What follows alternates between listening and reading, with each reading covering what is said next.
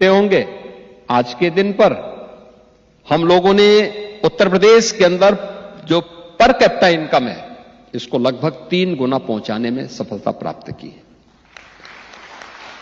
उत्तर प्रदेश के बारे में जो आज से 9 वर्ष पहले लोग बीमारू राज्य के रूप में कहते थे, बिहार, मध्य प्रदेश, राजस्थान और उत्तर प्रदेश को मिलाकर के उत्तर भारत के इन 4 राज्यों को मिलाकर के जो वर्तमान में 6 राज्य के रूप में है, जिसमें उत्तराखंड भी और झारखंड भी और छत्तीसगढ़ भी, ये 7 राज्य इसके साथ जुड़े हुए हैं। इनको एक बीमारू राज्य की श्रेणी में ला करके एक बड़ी आबादी को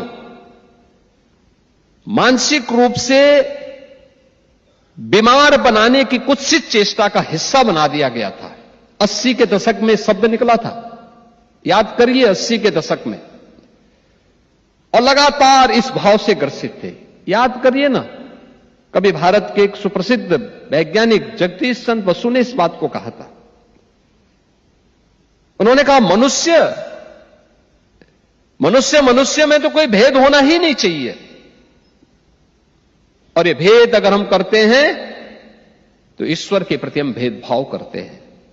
और उस समय उन्होंने कहा था, अरे मनुष्य की बात तो दूर, एक जड़ और चेतन के बीच में भी अगर ये भेदभाव होता है तो उसका प्रभाव क्या होता है। उन्होंने कहा, मैं इसका उदाहरण देता हूं। उन्होंने 2 पेड़ लगाए थे, 2 पौधे एक साथ लगाए।